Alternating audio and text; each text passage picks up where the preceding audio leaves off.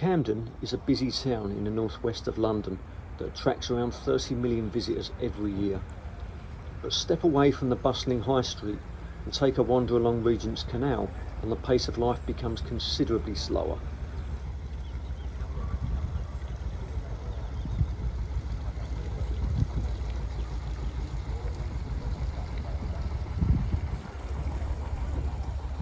This beautiful stretch of canal is home to many different types of wildlife. A variety of birds can be seen in this area, including mute swans, grey herons, Canada geese, mallard ducks and the beautiful kingfisher that hunts on the small fish living in the canal. Hedgehogs and bats also depend on this habitat too. Stag beetles are one of the many insects that live in the wooded sections and amongst the vegetation found growing along the canal banks.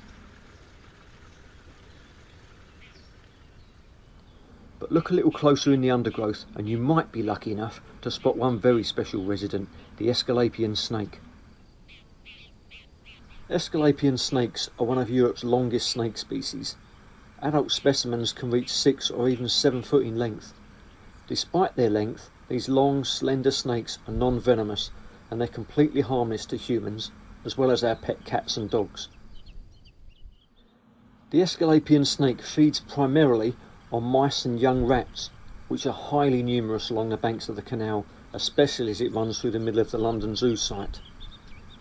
Aesculapian snakes are found in just 2 locations in the UK, making them our rarest snake species. The first colony is in Colwyn Bay in North Wales. This colony of Aesculapian snakes originated from specimens that escaped from the Welsh Mountain Zoo back in around 1970 or shortly before that. The second colony is found here at Regent's Canal in the Camden area. You might be forgiven for assuming that these snakes also escaped from the nearby London Zoo, but that isn't actually the case. The London colony of Aesculapian snakes originated from a few specimens that were deliberately released along the banks of the canal back in the mid-1980s. These snakes were being kept as study subjects at a property rented by the Inner London Education Authority. Once the studies were concluded, an employee decided to release the snakes along the north bank of the canal. Ilya quickly realised that releasing a non-native species was a bad idea, and an attempt was made to recapture the snakes. However, not all of the snakes could be found, and some managed to disappear into the vegetation. It was only 10 or 15 years later that sightings of an unknown snake species being spotted along the canal started being reported. In 1998, the snakes seen along the canal were officially identified as being the Aesculapian snakes that had been released in the mid-80s, and they've been successfully breeding there ever since. Unfortunately, the Aesculapian snake is currently considered as a non-native species in the UK, but this wasn't always the case. Fossil records from 3 separate sites have shown that this snake was once native to Britain many thousands of years ago, before the last ice age. The Aesculapian snakes currently face 2 main threats in the UK. The first hurdle they have to overcome is the scarcity of suitable egg-laying sites. In Britain we have 3 native snake species: the grass snake, the smooth snake and the venomous adder. Adders and smooth snakes give birth to live young, but the grass snake is our only native egg-laying species. The problem for these snakes is the UK summers just aren't consistently hot enough for long enough for the eggs to fully develop. To overcome this, the grass snakes use rotting piles of vegetation and manure heaps to incubate their eggs. Being another egg-laying species, Aesculapian snakes have also adopted this method of incubating their eggs. They've managed to survive by adapting to a synanthropic lifestyle. Not only do they depend on humans creating these compost heaps and manure piles, but they've also adapted to using the foundations of heating buildings as egg-laying sites. These snakes have been known to lay their eggs deep in stone walls too.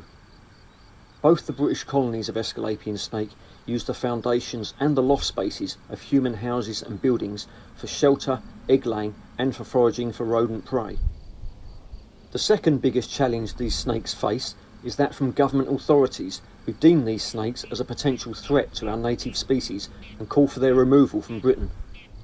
Studies have shown that the diet of these snakes consists mainly of mice and young rats.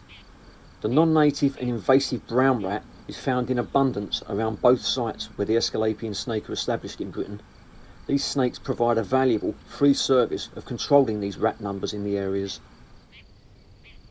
At both locations in Britain, the Aesculapian snakes are surrounded by busy roads and other man-made obstacles, which prevent them from spreading any further than where they're currently found. These snakes are not spreading, and their presence is having no negative impact on any native species whatsoever. Fossil records have shown that historically, throughout their native range across Europe, colonies of Aesculapian snake have always expanded and contracted their range in direct response to the Earth's warming and cooling cycles. The Earth is currently going through a warming cycle, and as such these snakes would right now be expanding their range if it wasn't for man-made obstacles blocking their paths. For the first time in history, the countries where these snakes are found are cut up and divided by busy roads and other man-made structures. As such, many colonies of reptiles are now cut off from other nearby colonies and are unable to disperse. These restrictions can have a devastating effect on smaller colonies, resulting in inbreeding and a degenerative weakening of the gene pool. Aesculapian snakes are found throughout Europe and can be found as far north as the northern tip of France, where they still live today in harmony with nearly all the same species that we also have in the southern half of the UK. Since the breaking up of the great landmass that once joined Britain to mainland Europe, and the appearance of the English Channel, the Aesculapian snakes and other reptiles in France are now no longer able to move further north and expand their range into the UK as they'd always done in the past. So the future of the Aesculapian snakes in Britain is now reliant on the opinions of those in positions of power in the British government. Should we really be viewing these beautiful, harmless snakes as a potentially invasive species, even though they're not spreading and they pose no risk to any of our native species? Or should we view their existence here as one of Britain's successful reintroduction stories of a wonderful, beneficial species that was once lost from Britain? If we don't start embracing the Aesculapian snake in Britain, then their future is in jeopardy, and losing these snakes from our shores for the second time would be a tragedy, especially when we are in a position now to prevent that from happening.